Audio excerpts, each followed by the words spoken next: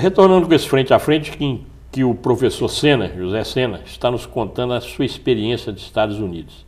Ele saiu daqui cedo do Brasil, tem 40 anos que mora nos Estados Unidos e fez sucesso lá. Sena, como é que foi esse sucesso? Você estudou e depois começou a trabalhar. Eu comecei a trabalhar... Começou, você mesmo falou, como garçom, em lavanderia. E quando você entrou para a grande empresa que você trabalha hoje? Todo esse trabalho antes foi durante o período como estudante. Aí, depois que eu me formei, aí eu fui trabalhar na Monsanto, que é uma multinacional. Que tem aqui, que, inclusive filial aqui no Brasil. Bastante grande no Brasil, né? Hoje é a líder da biotecnologia no mundo, né? Então eu tive essa sorte de ingressar. E como é que você entrou para a Monsanto?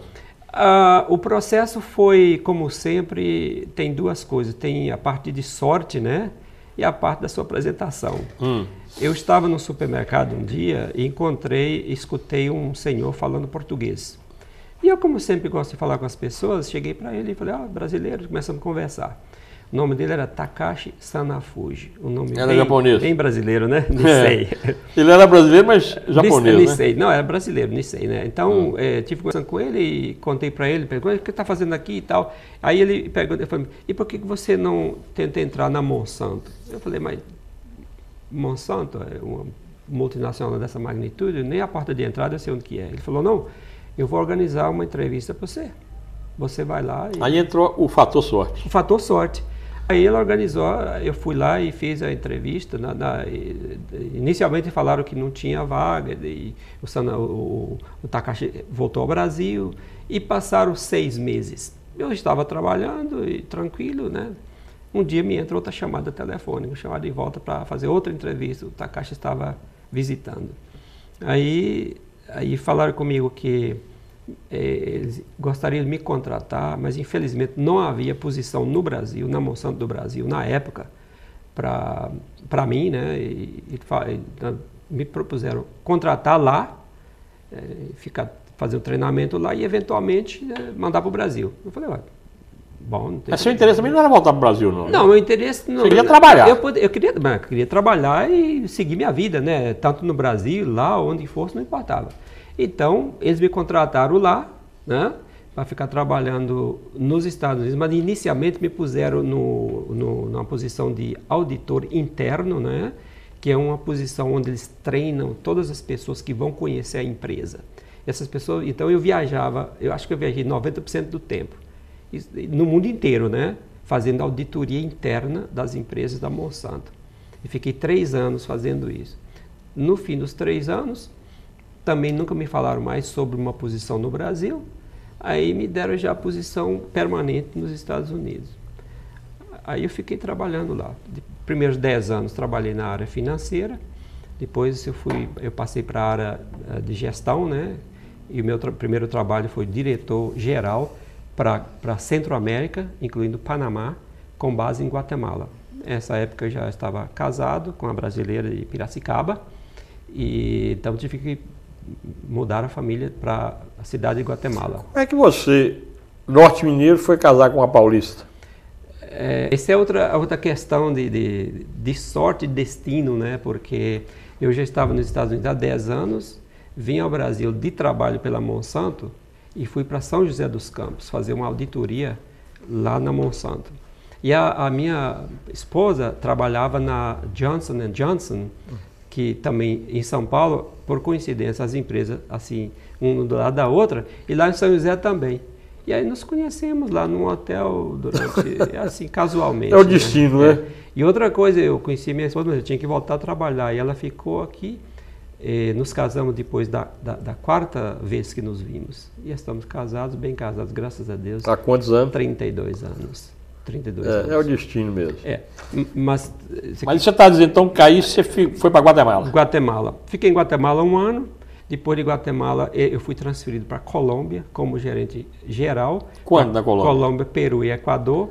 Isso foi em 86, 80... Não, 85 mais ou menos. Momento explosivo lá na Colômbia, né, com as Farc. Exatamente, Mas, na verdade, eu não tive muito problema. Naturalmente, a gente tinha precaução, hoje que chama de escolta, né? Guardas, proteção em geral. Não tem problema, eu fiquei 6 anos em Bogotá, uma cidade excelente, levei a família para lá, as crianças sempre estudavam nas escolas internacionais, especialmente o sistema americano, né?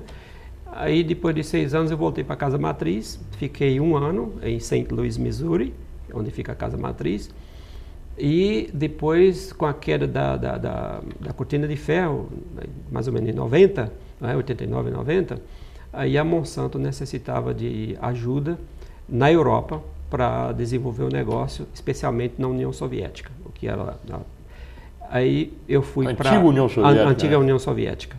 Então eu fui transferido para Bruxelas e fiquei na Bélgica aproximadamente 8 anos, com base, né, a família em Bruxelas, mas eu sempre viajando naquela região toda. Meu primeiro projeto de desenvolvimento de negócio da Monsanto foi na Rússia, onde eu fiquei uns 2 anos trabalhando. E depois eu tive uma posição muito grata, eu adorei muito na Europa, que foi o desenvolvimento do negócio da Monsanto nos países satélites da ex-União Soviética. Então toda a infraestrutura comercial da Monsanto nos países satélites, que incluía Romênia, Polônia, a Hungria, Tchecoslováquia, até a parte...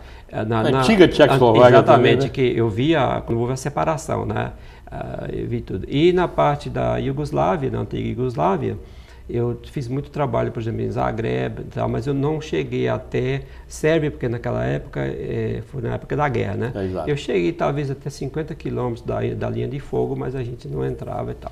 Então, aquela área toda eu desenvolvi o negócio da Monsanto, a gente criava subsidiárias, né? Tinha que chegar e criar uma Monsanto local e fazer contratação e treinamento e você vê as dificuldades, porque o negócio da Monsanto tudo era conduzido em inglês, né? Então, com todos esses países eu tinha que buscar sempre contratar as pessoas de certo nível que soubesse falar inglês e tal, que na Europa não é muito difícil, né? Então eu fiquei nessa posição, eu fiquei uns 3 anos e finalmente nós fizemos uma aquisição. Senna, vamos conversar um pouco aqui sobre as diferenças entre Estados Unidos e Brasil. Uhum. Lá nos Estados Unidos não existe essa pobreza que ainda tem no Brasil, não, né? Ou tem? Desse nível, realmente, eu acho que não. Mas existe pobreza também. Só que tudo, como você sabe, é relativo, né? Você vai num bairro pobre, o que eu falo, pobreza, por exemplo, como eu tenho visto no Brasil, e você conhece, todo mundo conhece, né, as favelas das grandes cidades, esse tipo de coisa, lá na verdade não existe assim, porque você vai num bairro pobre, você vê que existe uma infraestrutura que dá uma melhor dignidade ao ser humano, né, em termos de certas coisas. Por exemplo, na Flórida é muito difícil você ser extremamente pobre. Sabe por quê? Por causa do clima. Então, você... O pobre lá tem o essencial. É o essencial, exatamente. Você tem que ter, porque você não suportaria. A Flórida faz um calor extremo, uma umidade forte. Quando em julho lá, você não pode ficar dentro de casa e fechar as portas, porque você sufoca, né? Então, todo mundo, quer dizer, quase todo mundo tem que ter ar-condicionado. Aqui, para nós, a gente fala que ar-condicionado é um luxo, né? Eu vejo muita gente falar. Lá não, lá é uma necessidade. Professor Senna, muito obrigado pela entrevista. Eu acredito que foi interessante para nossos telespectadores conhecer como é que um brasileiro consegue fazer sucesso nos Estados Unidos. Muito obrigado, com muito prazer, e espero ver você em outra oportunidade. Tá? E um abraço para todo mundo esclarece. Estamos encerrando mais um Frente a Frente, certo que vocês devem ter achado muito interessante essa entrevista com o José Senna, que saiu cedo daqui para os Estados Unidos e que fez sucesso lá. Trabalhou a vida inteira lá e se aposentou numa das maiores empresas americanas, que é a Monsanto. Muito obrigado, até a próxima.